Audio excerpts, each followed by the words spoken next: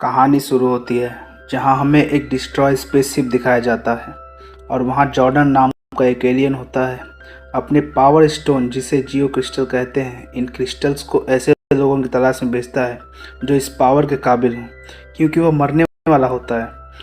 इस वक्त इस मूवी में रीटा नाम के विलन को दिखाया जाता है जो क्रिस्टल को हासिल करना चाहती है। एकदम से इस सीन में धमाका होता है और ऐसा दिखाया जाता है कि सब मर गए।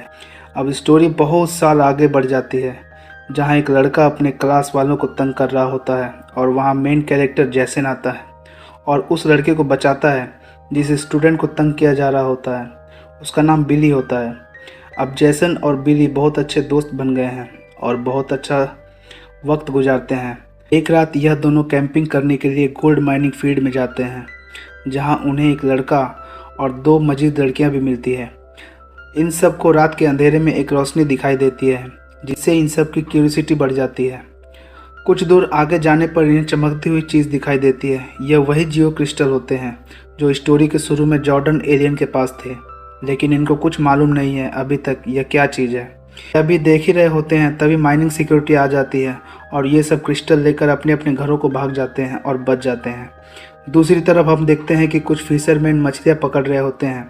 मछलियों के साथ उन्हें एक औरत की बॉडी भी नजर आती है और यह वही रीता की बॉडी होती है जो स्टोरी के शुरू में जॉर्डन से क्रिस्टल हासिल करना चाह रही होती है। अगले सीन में हम देखते हैं कि अगले दिन जब ये सब सुबह सोकर उठते हैं तो इन सब के अंदर एक पावर आ जाती है जो इनके स्ट्रेंथ और स्पीड बढ़ा देती है।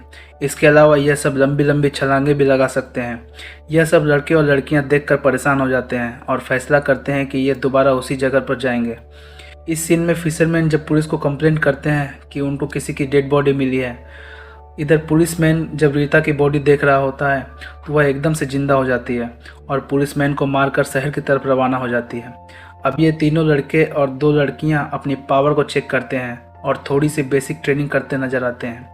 ये सब इसके बाद पानी के नीचे छुपी हुई एक स्पेसशिप में दाखिल होते हैं जिसे देखकर सब हैरान होते हैं और उन्हें अंदाजा होता है कि जो क्रिस्टल हमें मिले थे वह इसी स्पेसशिप का हिस्सा हो सकते हैं। इस सीन में जॉर्डन एक कंप्यूटराइज्ड प्रोग्राम के शेप में इन सब के सामने आता है और वह बताता है कि अगर यह क्रिस्टल तुम सबको मिले हैं तो तुम सब पावर रेंजर्स हो जैसे कि मैं हुआ करता था। अब तुम इन क्रिस्टल्स और प्लेनेट अर्थ की हिफाजत करोगे। दूसरी तरफ रीटा अपनी मैजिक गोल्ड स्टिक पूरी करने के लिए गोल्ड की तलाश में निकली हुई होती है क्योंकि उसकी गोल्ड स्टिक में मैजिक होता है और जो उसकी मदद करती है अपनी आर्मी जगाने के लिए। इस सीन में जैसन और बाकी पावर रेंजर्स फाइट प्रैक्टिस कर रहे होते हैं ताकि रीटा जब अपनी पावर हासिल कर ले तो उसका मुकाबला कर सकें। अब हम देखते हैं कि रीटा एक ज्वेलरी शॉप में जाती है और वहाँ से गोल्ड लेती है जो उसकी स्टिक बनाने में काम आता है। इसके अलावा उसके बाद वहाँ पर जब पुलिस आती है तो तबाही मचाकर सबको मार देती है। यह सब मॉर्फिंग के लिए उसी स्पेसशिप में खड़े होते हैं। मॉर्फिंग एक प्रोसेस है। ये जब अपनी सोच इकट्ठी करते हैं किसी एक मकसद के लिए तो इनको एक यूनिफॉर्म मिल जाती है जो कि ब्लू, रेड, येलो जैसे कलर्स में होती है।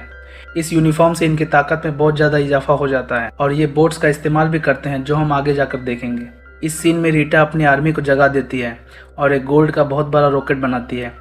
इतनी देर में पावर रेंजर्स वहां पहुंच जाते हैं और सब आपस में लड़ाई करना शुरू कर देते हैं जो मूवी में बहुत अच्छे से पेश किया गया है। यहाँ पर वो गोल्ड का बना हुआ रोबोट शहर की तरफ चला आता है और ये तमाम पावर रेंजर्स बोट में बैठकर शहर की तरफ रवाना हो जाते हैं ताकि उनको नुकसान करने से रोका जा सके। यहाँ पर तमाम पावर रेंजर्स अपने बोट्स को इकट्ठा करके एक बहुत बड़ा जॉइंट रोबोट बना लेते हैं। इसकी पावर बहुत ज्यादा होती है। यह सब मिलकर बहुत अच्छी फाइट करते हैं और रीटा एवं जॉइंट रोबोट को हरा देते हैं। उनकी तमाम आर्मी को खत्म कर देते हैं। यहाँ पर शहर का नुकसान हो जाता है लेकिन बड़े नुकसान से बच जाते हैं। इसके बाद वे लोग खुश होते हैं और आइंदा भी प्लेनेट अर्थ की हिफाजत करने का इरादा करते हैं। दोस्तों, इस मूवी का नाम पावर रेंजर्स है। यह मूवी 2017 में रिलीज हुई थी। इस मूवी की IMDb रेटिंग 5.9 है। इसने बॉक्स ऑफिस में $14 करोड़ की कमाई की थी। हमारा एक्सप्लेनेशन आपको कैसा लगा हमें कमेंट के माध्यम से जरूर बताएं और लाइक, शेयर एंड सब्सक्राइब करना ना भूलें।